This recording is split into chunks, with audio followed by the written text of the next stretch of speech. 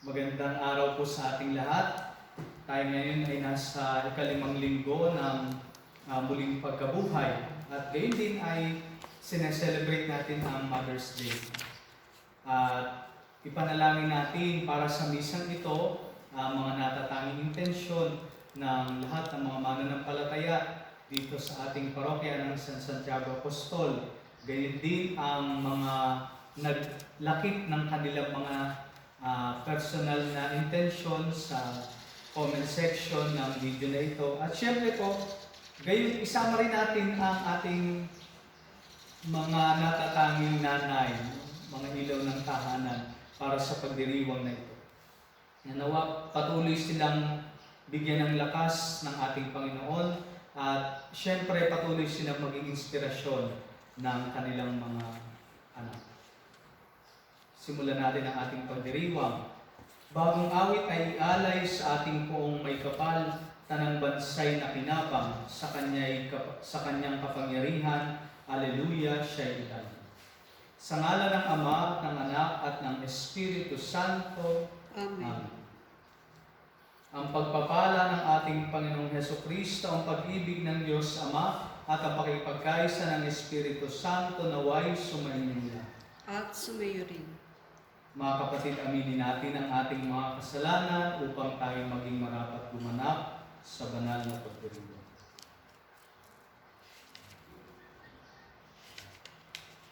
Sabay-sabay nating dasalin.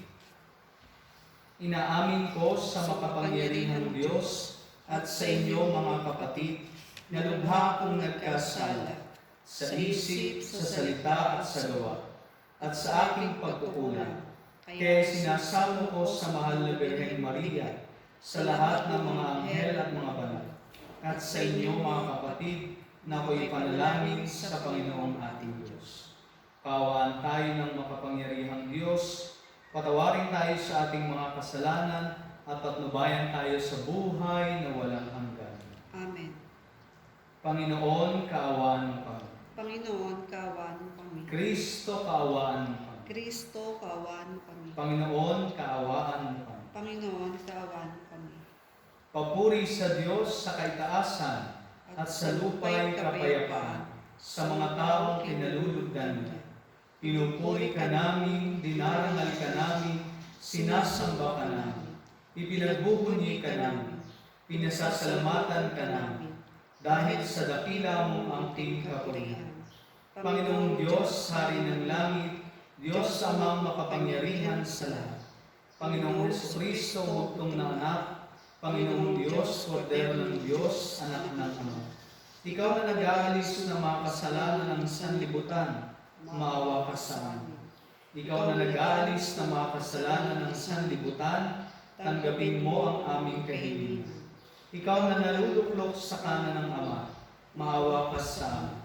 Sapagkat ikaw lamang ang banal, ikaw lamang ang Panginoon. Ikaw lamang o Jesucristo ang kataas-taasan kasama ng Espiritu Santo sa kadakilaan ng Diyos Ama. Amen. Manalangin tayo.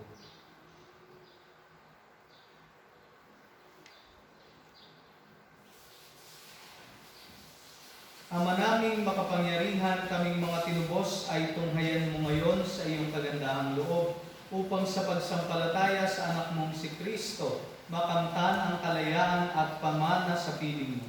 Sa pamagitan niya kasama ng Espiritu Santo, magpas sa walang hanggan. Amen.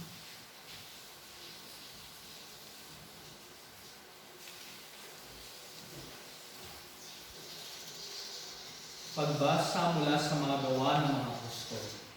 Noong mga araw na iyon, dumarami na ang sumasampalataya at nagreklamo ang mga Helenista laban sa mga Hebreo. Sinabi nila ang mga babaeng balo sa pangkat nila ay napapabayaan sa pang-araw-araw na pamamahagi ng kabubuhay. Kaya tinipon ng 12 ang buong kapulungan ng mga sumasampalataya at sinabi sa kanila, hindi naman dapat pabayaan ang pangangaral ng salita ng Diyos upang mangasiwa sa pamamahagi ng kabubuhay. Kaya mga kapatid, pumili kayo sa mga kasamahan ninyo ng 7 lalaking kilala sa pagiging mabuti matatalino at puspos ng Espiritu Santo. At ilalagay namin sila sa tungkulin ito. At iuukol namin ang buong panahon sa panalangin at sa pangaral ng salita. Nalugod ang buong kapulungan sa panungkalan ng mga apostol, kaya pinili nila si Esteban, isang lalaking matibay ang pananalig sa Diyos at puspos ng Espiritu Santo, at sina Felipe, Procoro, Nicanor, Timon, Parmenas at Nicolas na taga-Antioquia, isang hentil na naakit sa Judaismo. Iniharap sila sa mga apostol, sila ipinanalangin na mga ito at pinatungan ng kamay. Patuloy na lumaganap ang salita ng Diyos at ang sumasampalataya ay parami ng parami sa Jerusalem. At maging sa mga saserdote, marami ang sumasampalataya. Ang salita ng Diyos. Salamat sa Diyos. Poon pag-asa ka namin, pag-ibig mo'y aming hiling.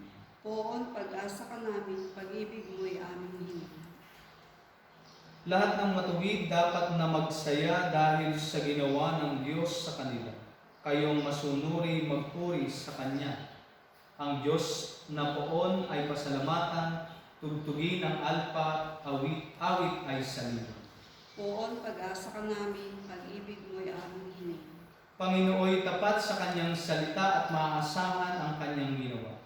Minamahal niya ang gawang matapat, ang pag-ibig niya sa mundo'y laganap. Poon pag-asa ka namin, pag-ibig mo'y aming hiling. Ang may takot sa Diyos at nagtitiwala sa Kanyang pag-ibig ay kinakalinga. Hindi babayaang sila ay mamatay, kahit magtagutom sila'y binubuhay.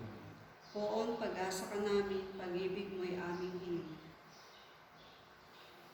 Pagbasa mula sa unang sulat ni Apostol San Pedro.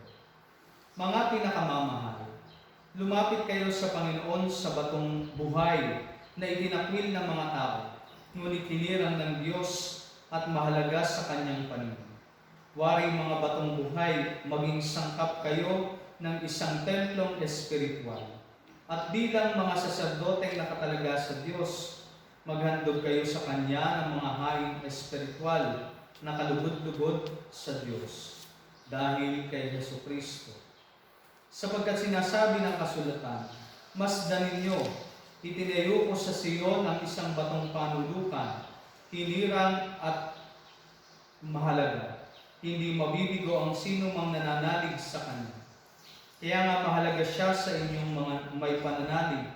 Ngunit sa mga walang pananalig, matutupad ang mga nasa kasulatan. Ang batong itinakwil ng mga tagapagtayo ay siyang naging batong panulukan, naging batong katitisuran at ikararapan ng mga tao. Natisod sila sapagkat hindi sila sumunod sa salita ng Diyos, at ito ang itinalaga sa kanila. Datapwat kayo ay isang lahing hinirang, mga saserdote ng hari, isang bansang nakatalaga sa Diyos. Pinili kayo ng Diyos upang maging Kanya at maghayag ng mga kahanga-hangang gawa niya. Siya rin ang tumawag sa inyo mula sa kadiliman tungo sa Kanyang kagilagilalas na kaliwanagan. Ang salita ng Diyos. Salamat sa Diyos. Alleluia, Alleluia. Ikaw, O Kristo, ang daan, ang katotohanan at buhay, patungo sa Amang Mahal. Alleluia, Alleluia. Sumainyo ang Panginoon. At sumayo rin. Ang mabuting balita ng Panginoon ayon kay San Juan. Papuri sa iyo, Panginoon. Noong panahong iyon, sinabi ni Jesus sa kanyang mga alagad, huwag kayong mabalisa, manalig kayo sa Diyos at manalig din kayo sa akin. Sa bahay ng aking Ama ay maraming silid, kung hindi gayon, sinabi ko na sana sa inyo. At paroroon ako upang ipaghanda ko kayo ng matitirhan. Kapag naroon na ako at naipaghanda na kayo ng matitirhan, babalik ako at isasama kayo sa kinaroroonan ko. At alam na ninyo ang daan patungo sa pupuntahan ko. Sinabi sa kanya ni Tomas, Panginoon, hindi po namin alam kung saan kayo pupunta. Paano namin malalaman ang daan? Sumagot si Jesus, "Ako ang daan, ang katotohanan at ang buhay. Walang makapupunta sa Ama kundi sa pamagitan ko. Kung ako'y kilala ninyo, kilala na rin ninyo ang aking Ama. Mula ngayon ay kilala na ninyo siya at inyong nakita." Sinabi sa kanya ni Felipe, "Panginoon, ipakita po ninyo sa amin ang Ama at masisiyahan na kami." Sumagot si Jesus, "Matagal na ninyo akong kasama, Felipe. Di yata't hindi mo pa ako nakikilala? Ang nakakita sa akin ay nakakita na sa Ama. Bakit mo sinasabing ipakita mo sa amin ang Ama? Hindi ka ba naniniwalang ako'y sumas sa Ama at ang Ama'y sumas sa akin? Ang mga salitang sinasabi ko ay hindi ko sinasabi sa ganang aking sarili.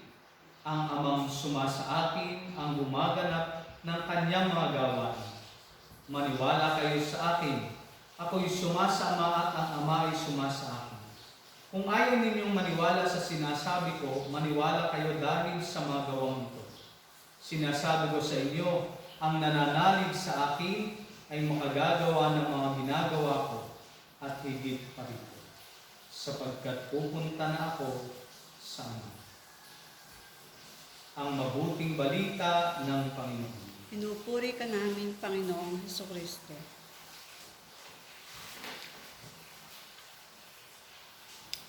Magandang araw muli sa ating lahat. Tayo ngayon ay nasa ika-5 linggo ng muling pagkabuhay. At kung ating po mapapansin, yung ebanghelyo yung ating napakinggan sa araw na ito ay ang pinagsamang ebanghelyo na ating narinig na rin noong mga nakarang araw ng Biyernes at Sabado, kahapon po. Kaya nga, atin na rin itong napagnilayan. Pero nais kong bigyan ito ng kakaibang pagninilay dahil natatangi rin ang araw na ito para sa ating lahat, sapagkat sa araw na ito ay binugunita natin ang ating mga ina, mga ilaw ng tahanan. Kaya nga nais kong ipaabot sa lahat ng mga nanonood ng video na ito na Happy Mother's Day po sa lahat ng mga nanay. Kaya nga sa aking pagninilay ay nakita ko na ang ating mga nanay, yung palang mga nanay natin ay sumasalamin mismo sa katangian at pag-ibig ng ating Panginoong Diyos. Narinig natin sa ating ebanghelyo yung isa sa 7 I am sayings ng ating Panginoong Hesus na maririnig natin sa ebanghelyo ni San Juan. Ito ay ang mga katagang, "Ako ang daan, ang katotohanan at ang buhay." Here we can see that our mothers are also reflection of God's image and love. Sa papaanong paraan? Una, masasabi natin ang mga nanay natin ay ang ating ding daan. Ano po? By a mother's selfless and sacrificial love, natatagpuan ng anak ang tamang landas na kanyang dapat tahakin. Usually po, ang mga nanay ay tinatawag nating mga ilaw ng tahanan. Bakit? Dahil hindi lamang sila nagbibigay tanglaw sa dilim. Ipinaliliwanag din ng mga nanay ang kaisipan ng kanilang mga anak upang humantong sila sa mabuti. Isa nga po sa lagi nating maririnig na sabi nga ay sinasabi ng mga nanay sa kanilang mga anak, "Huwag ang bibig mo ang gamitin mo sa paghanap kung hindi ang mata mo. Imulat mo ang iyong mata para makita mo ang hinahanap mo." Pero sa pagsasakripisyo at sa pagbibigay ng sarili, ang mga nanay ang mismong nagiging daan, upang makita natin ang way of service na dapat din nating taglayin. Kaya nga narinig natin sa ating unang pagbasa kung paano humirang ang mga apostol ng 7 diakono, ng 7 magiging katuwang nila sa paglilingkod. Ito yung mga yung mga kalalakihan na kakikitaan ng kabutihan, ng kabanalan, at ng kagustuhan na maglingkod, mag-alay ng sarili. At siguro po ay ito yung mismo ring makikita natin sa ating mga nanay. Kaya nga, yung mga nanay natin, masasabi talaga natin, sila din ay daan.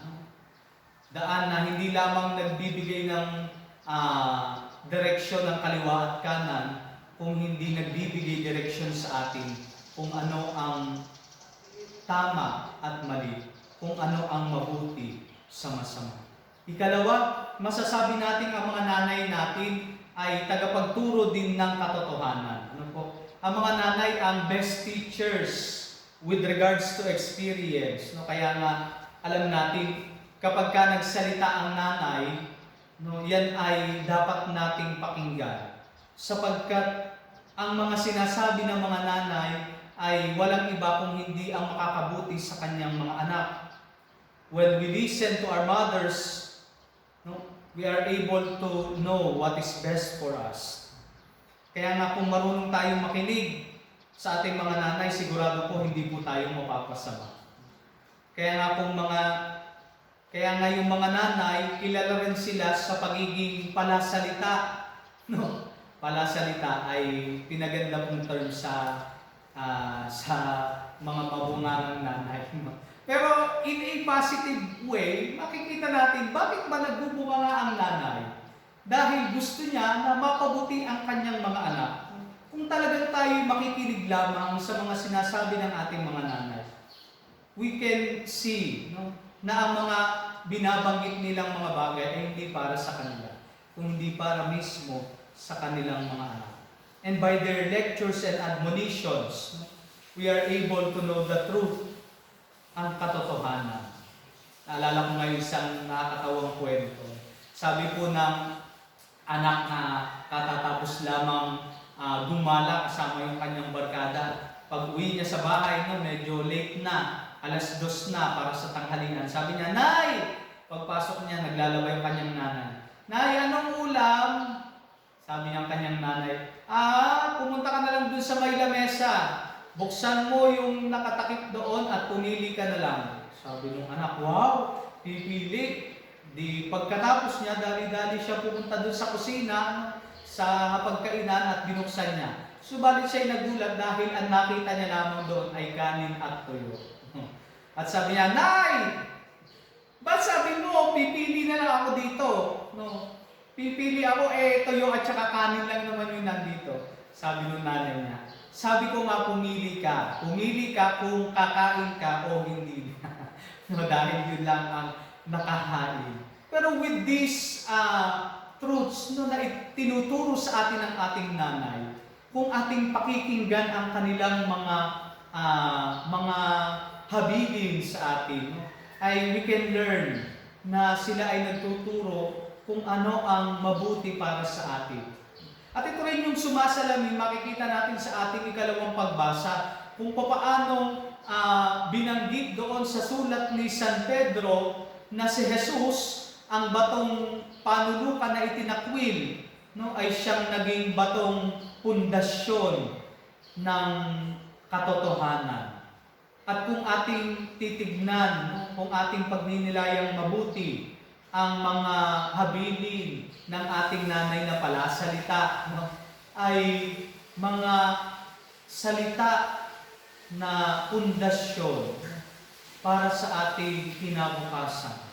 Mga salitang magtuturo at huhubog sa ating mga anak upang sa pagdating ng panahon, tayo ay tumahak sa tamang landas na nais din ng Panginoon para sa atin. At ikatlo, siyempre masasabi natin na ang nanay natin ay ang ating buhay. Hindi lamang po dun sa mga mama's boy, no, o mama's girl, pero tunay para sa lahat ng mga anak. Sigurado naman po tayong lahat ay anak, no? Hindi man tayo lahat nanay, lahat tayo ay anak. Ano po? Kaya nga, hindi lamang dahil ang mga nanay natin ang nagluwal sa atin, na sinasabi nga, naririnig natin lagi, pag nanganganak ang isang nanay, di ba? Yung kanyang kalahating paa ay nasa hukay. That means talagang nandoon yung danger, no? Na maaari niya itong ikasawi sa kanyang pagbibigay buhay din para sa atin. Subalit bukod dito, masasabi natin na ang mga nanay ang ating buhay dahil sila rin ay patuloy na nagbibigay buhay sa atin sa pamamagitan ng kanilang pakikilakbay sa kanilang mga anak tungo sa kabutihan. Kaya nga ang mga nanay, ever supportive. Sila ang number one supporters ng kanilang mga anak. Kahit ang kanilang mga anak ay halos itakwil na ng paaralan, no? At itakwil na ng kung sino dahil sa katigasan ng ulo, ang mga nanay, their love will still remain. Yung kanilang pagmamahal sa kanila at suporta nila sa kanilang anak ay mananatili. Dahil alam nila, batid nila, na ang kanilang anak after niyang mailuwal ay hindi lamang doon nagtatapos ang kanyang responsibilidad. Kung hindi, gayon din patuloy ang kanyang pagsusustain ng buhay, pag-nurture sa kanyang anak sa pamagitan ng kanyang halimbawa, ng kanyang pagsuporta sa kanyang anak. Nakakatuwa nga, meron akong kilalang pari na talagang napaka-close niya sa kanyang nanay. Kasama niya ang kanyang nanay saan mang parokya siya ma-assign. At doon ay kinukwento niya, sabi niya, kapag daw ang kanyang nanay ay nanghihina, no, ay alam na niya ang ibig sabihin noon. Ibig sabihin noon ay aabutan niya na ng 1,500 ay bigla daw lalakas na ang kanyang nanay. Pero sabi niya sa akin, hindi ko makakalimutan, pero alam mo, mabilis solusyonan kapag si nanay ay nanghihina. No? Pero kapag ako ang nanghihina, kailangan ko si nanay. Kapag daw si father, no, ang paring iyon ay nanghina, ang tangi niyang lakas at takbuhan ay walang iba kung hindi ang kanyang nanay.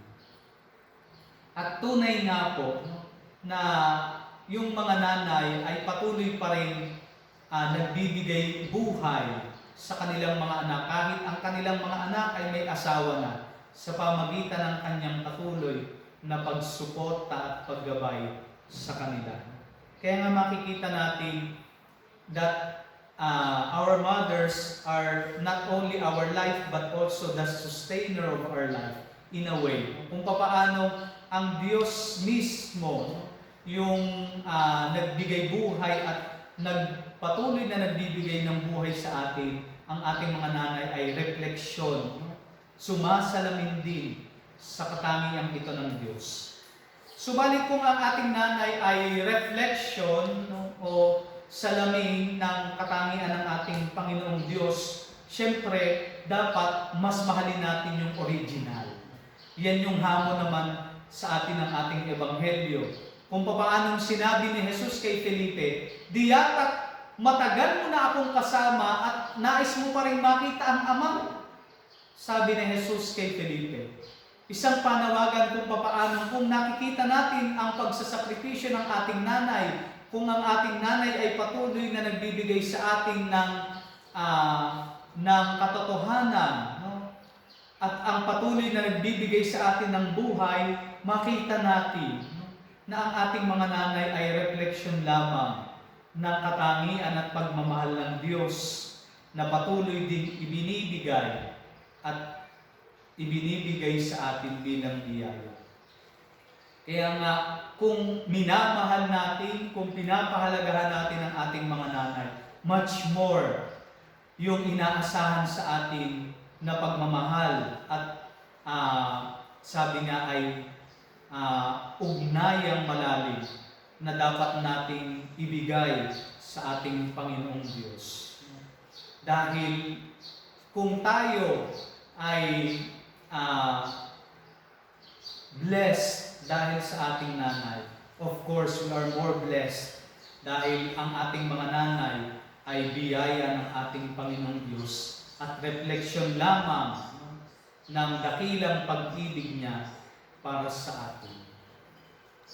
By Jesus, si Felipe ay nakita at nakilala ang Diyos Ama. At nawa sa pamagitan ng ating mga nanay, makilala at maramdaman din natin ang Diyos sa ating buhay. Kaya niyo kung handugan ko kayo ng simpleng part lang ng kantang ito. No? Ito yung aking ngayon ko lang mo gagawin dahil Mother's Day. No? Pagbati ko na rin para sa aking natatanging nanay at syempre po sa lahat ng mga nanay, no? Na nanonood at kumakalinga sa atin. Sana'y di magmali ang dati kong araw nang munti pang bata sa piling ni nanay. Nais kong mahuli ang awit ni ng mahal, awit ng pag-ibig, habang ako'y nasa duyan. Sa aking pagtulog na labis ang imbig, ang bantay ko'y tala, ang tanod ko'y bituin. Sa piling ni nanay, langit ang buhay. Puso kong may dusa, sabik sa ugong ng duyan. Sana'y di magmali ang dati kong araw nang munti pang bata sa piling ni nanay.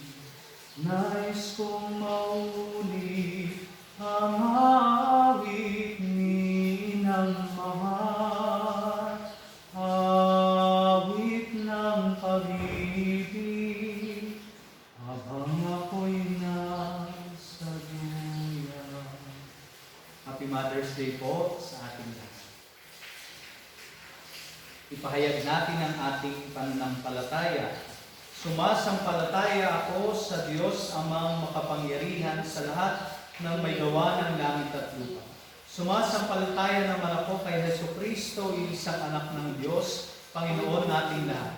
Nagkatawang tao siya lalang ng Espiritu Santo, ipinanganak ni Santa Maria ang Birhen, ipinagpakasakit ni Poncio Pilato, ipinapos sa krus na matay at nilibing, nanaog sa kinaroroonan ng mga yumawa, nang may 3 araw na buhay na magmuli, umakyat sa langit, naluluklok sa kanan ng Diyos Amang makapangyarihan sa lahat. Doon magmumula at paririto at hukom sa nangabubuhay at nangamamatay na tao. Sumasampalataya naman ako sa Diyos Espiritu Santo, sa banal na simbahang Katolika, sa kasamahan ng mga banal, sa kapatawaran ng mga kasalanan, sa pagkabuhay na magmuli na nangamatay na tao, at sa buhay na walang hanggan. Oratio Imperata. Diyos Ama namin, lumalapit kami sa iyo para sa aming kahilingan na kami ay iyong proteksyonan laban sa COVID-19 na kumitil na ng maraming buhay at nakaapekto na sa sangkatawan. Nananalangin kami para sa iyong biyaya, para sa mga taong inatasan na pag-aralan ng kalikasan at ang sanhi ng virus na ito. Gayon din upang mapahinto ang patuloy nitong paglagan. Gabayan mo po ang mga inatasang mga laga sa kalusugan na kanila nawang magampanan ang kanilang tungkulin ng buong husay at may malasakit. Gabayan mo po ang mga kawani ng pamahalaan at ang mga nasa pribadong institusyon sa kanilang paghanap ng lunas upang masugpo ang pandemya nito. Ipinapanalangin namin ang lahat ng mga naapektuhan, naway hilumin mo po ang kanilang karamdaman. Ipagkaloob mo po nawa sa amin ang iyong biyaya upang kami ay patuloy na makagawa ng kabutihan para sa lahat at makatulong sa lahat ng mga nangangailangan. Ipinapanalangin po namin ito sa pamagitan ng aming Panginoong Hesukristo, iyong anak, na nabubuhay at naghahari kasama ng Espiritu Santo, magpas sa walang hanggan. Amen.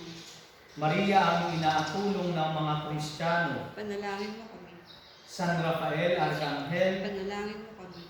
San Roque. Panalangin mo kami. San Lorenzo Ruiz. Panalangin mo kami. San Pedro Calungsod. Panalangin mo kami.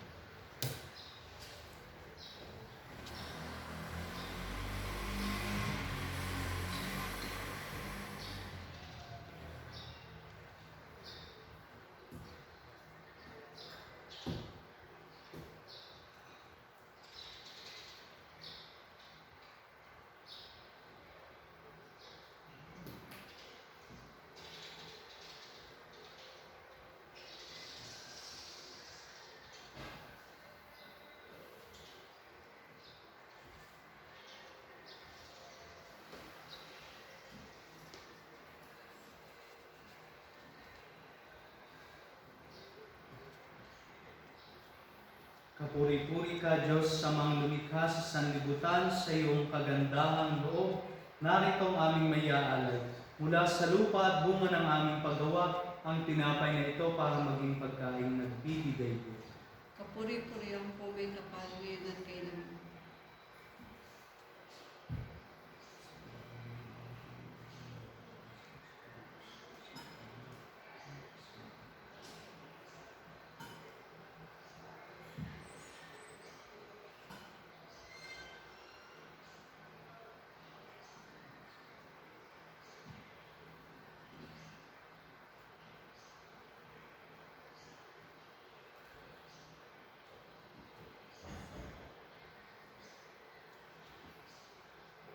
Kapuri-puri ka, Diyos, sa mga lumikha sa sanlibutan, sa iyong kagandahang loob, narito ang aming mayaalay. Mula sa katas ng ubas at bunga ng aming paggawa, ang alak na ito para maging inumin nagbibigay ng iyong Espiritu. Kapuri-puri ang po may kapal ngayon at kailanman.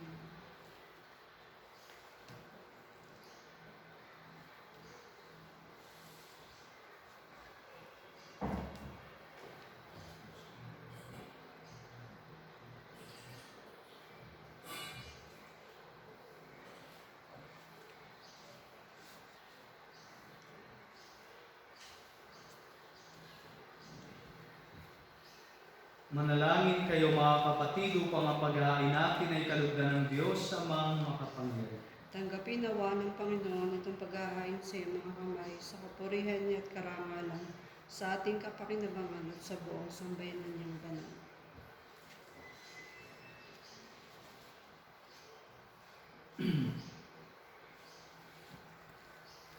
Ama naming lumikha sa paghahain ng banal na pagpapalitan ng iyong mga kaloob at ng aming alay, kami pinapagsalo mo sa iyong buhay na namumukod tangi at walang kapantay.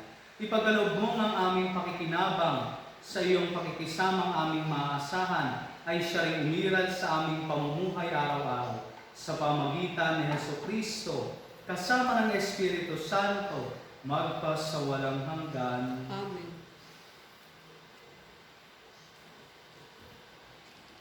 Sumainyo ang Panginoon. At sumayo rin. Itaas sa Diyos ang inyong puso at diwa. Tinaas na namin sa Panginoon. Pasalamatan natin ang Panginoong ating Diyos. Marapat na siya ay pasalamatan. Ama naming makapangyarihan, tunay nga marapat na ikaw ay aming pasalamatan.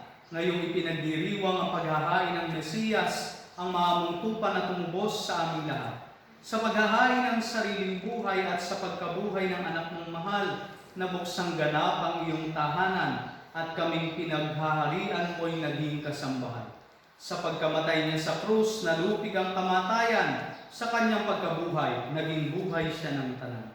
Kaya kaisa ng mga anghel na nagsisiawit ng papuri sa iyo nang walang humpay sa kalangitan, kami nagbubunyi sa iyong kadakilaan. Santo, Santo, Santo, Panginoong Diyos ng mga hukbo, napupuno ang langit at lupa ng kadakilaan niya. Osana sa kaitaasan. Pinagpala na parilitos sa ngalan ng Panginoon. Osana sa kaitaasan. Ama naming banal, ikaw ang bukal ng tanang kabanalan. Kaya't sa pamamagitan ng iyong Espiritu, gawin mong banal ang mga kaloob na ito upang para sa amin maging katawan at dugo ng aming Panginoong Jesucristo. Bago niya pinagtiis ang kusang loob na maging handog, hinawakan niya ang tinapay.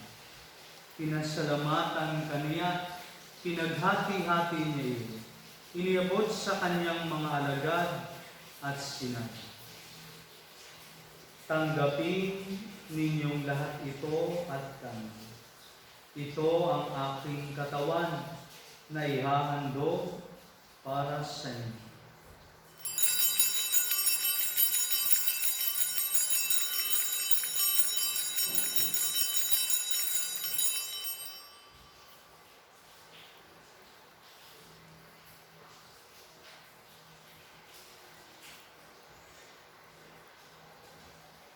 Gayon din naman nung matapos ang hapunan, hinawakan niya ang kalis. Muli kanyang pinasalamatan. Iniabot niya ang kalis sa kanyang mga alagad at sinabi, "Tanggapin ninyong lahat ito at inumin. Ito ang kalis ng aking dugo, ng bago at walang hanggang tipan. Ang aking dugo na ibubuhos para sa inyo at para sa lahat sa ikapagpapatawad ng mga kasalanan. Gawin ninyo ito sa pag-alaala sa akin."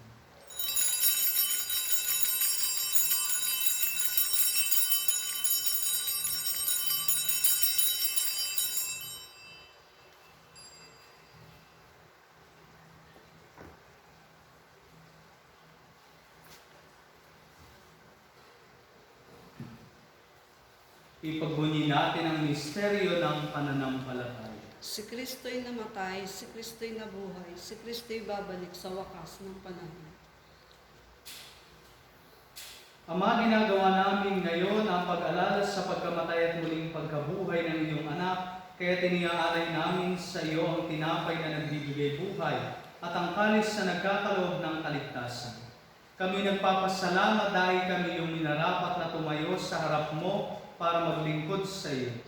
Isinasamo namin kami magsasalo-salo sa katawan at dugo ni Kristo ay mabuklod sa pagkakaisa sa pamagitan ng Espiritu Santo. Ama, lingapin mo ang iyong simbahang laganap sa buong daigdig. Puspusin mo kami sa pag-ibig. Kaysa ni Francisco na aming Papa, ni Buenaventura na aming Obispo at ng Tanang Kaparian. Alalahanin mo rin ang mga kapatid naming nahimlay na may pag-asang sila'y muling mabubuhay, gayon din ang lahat ng mga puno.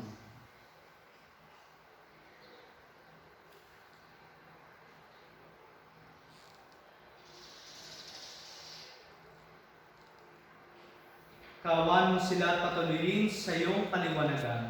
Kawan mo at pagindapatin kaming lahat na makasalo sa iyong buhay na walang wakas, kaysa ng mahal na Birheng Maria, ang Ina ng Diyos, kaysa ni San Jose, ang kanyang kalinis-linisang esposo, kaysa ng mga apostol, ni San Santiago na ating patron at ng lahat ng mga banal, na namuhay dito sa daigdig ng kalugod-lugod sa iyo, may pagdiwang nawa namin ang pagpupuri sa ikararangal mo sa pamagitan ng iyong anak na aming Panginoong Hesukristo.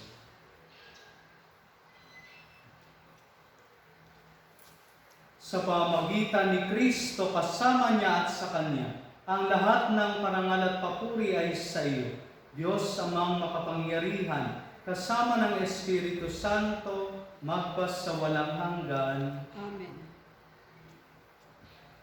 Sa tagubili ng mga nakagagaling na utos at turo ni Jesus na Panginoon natin at Diyos, ipahayag natin ang lakas nito. Ama namin, sumasalangit ka, sambahin ang ngalan mo. Mapasa amin ang kaharian mo, sundin ang loob mo dito sa lupa para ng sa langit.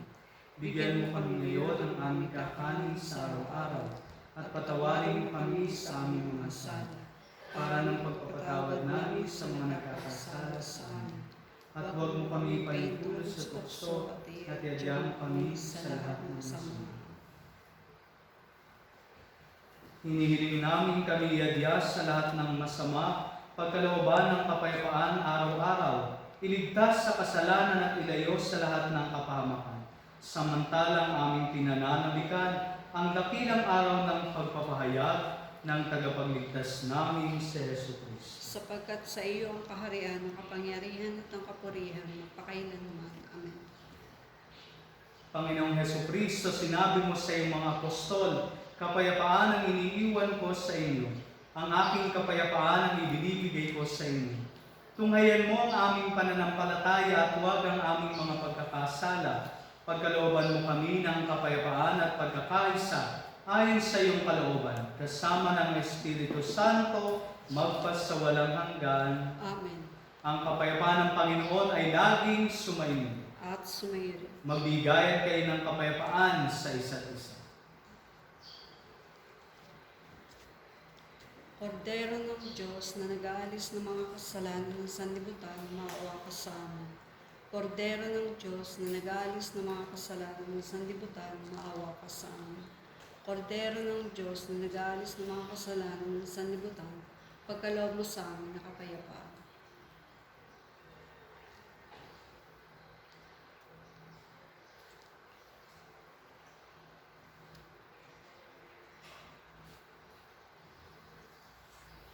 Ito ang kordero ng Diyos, ito ang nag-aalis ng mga kasalanan ng sanlibutan. Mapalad ang mga inanyayahan sa kanyang piling. Panginoon, hindi ako karapat dapat na magpatuloy sa iyo, ngunit sa isang salita mo lamang ay gagaling ako.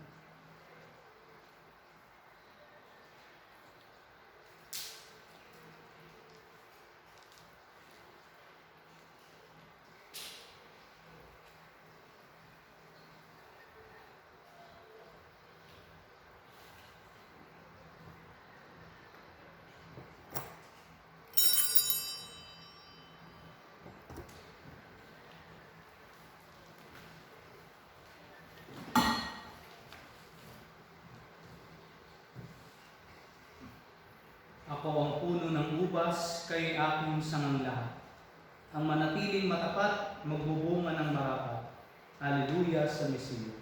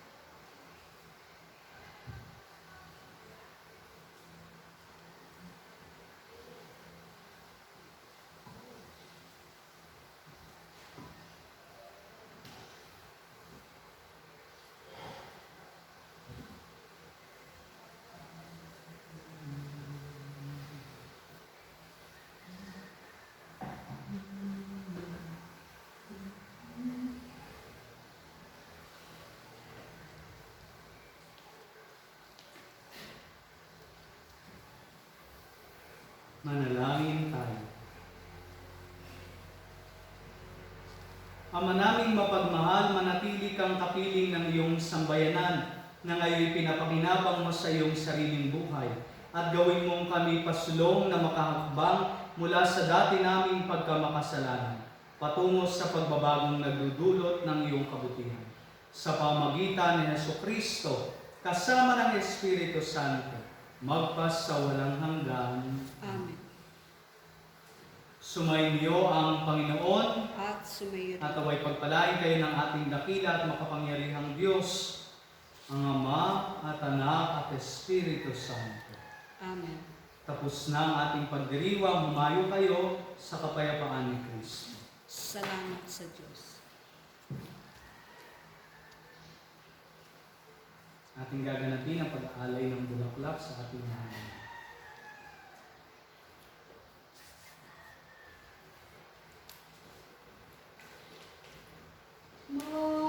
Matamis na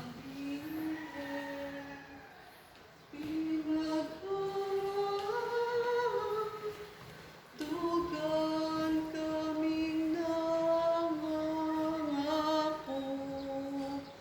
naman pong mag-alay ng mga bulaklak. Bawat isang araw ang magdudulot, yaring urang kamay, tuog na bulaklak, sadyang sa